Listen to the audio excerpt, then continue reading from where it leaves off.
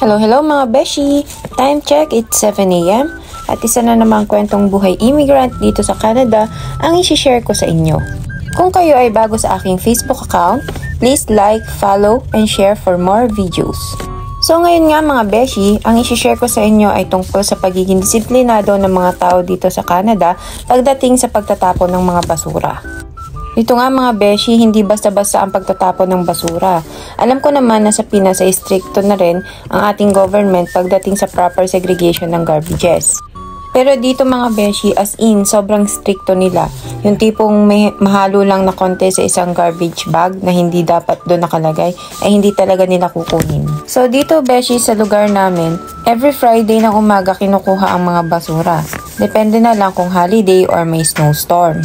Dito, meron silang apps na kung saan makikita mo doon yung guidelines sa proper way of segregation ng garbages.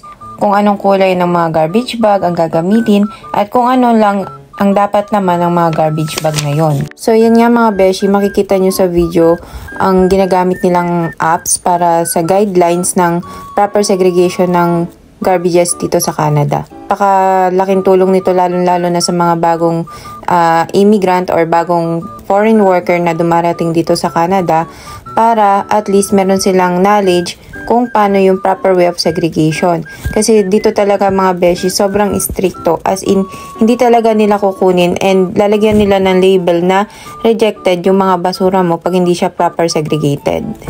So, paano nga ba kami magtapon ng basura dito sa Canada? Hindi basta-basta dito ang pagtatapon ng mga basura. May proseso na dapat sundin. Here are some examples ng mga proseso na dapat namin sundin dito sa Canada. Una na dito is yung organic. Ito yung mga tirang pagkain, table napkin, biodegradable papers. Kumbaga sa atin, ito yung mga nabubulok. Meron din sila dito tinatawag na corrugated cardboard. Ito naman yung mga karton, illustration boards, pizza boxes, at other recyclable papers. Meron din dito na recyclables.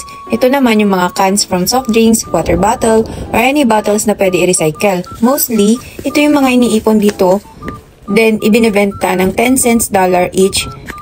And nakalagay dapat ito sa blue plastic. Yung price ng pagbibenta dito depende yan sa lugar. Pero dito sa amin, ang bentahan is 10 cents dollar.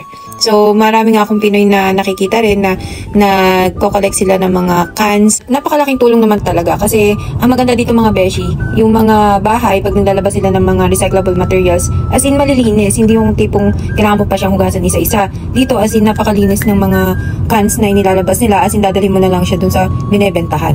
Din sila ditong tinatawag na garbage. Ito naman yung mga non-biodegradable trash.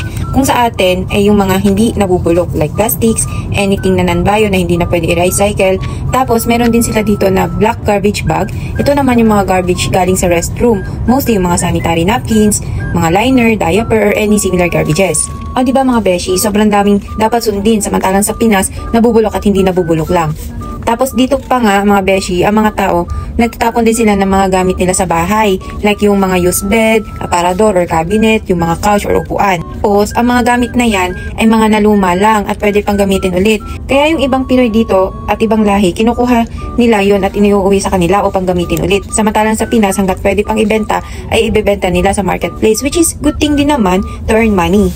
Tapos dito nga mga beshi, pag kumain ka sa isang restaurant or food court, ikaw mismo ang maglilinis ng pinagkainan mo at ikaw din mismo magtatapon ng basura mo sa basurahan. Hindi uso dito ang may tagaligpit ng pinagkainan mo beshi. Talagang sobrang disiplinado nila sa mga bagay na yan at yan nga ang isa sa mga nagustuhan namin dito sa Canada. So yan mga beshi, makikita nyo sa video, ganyan yung way nila kung paano kuhanin yung mga basura dito sa Canada. Talaga napaka high-tech.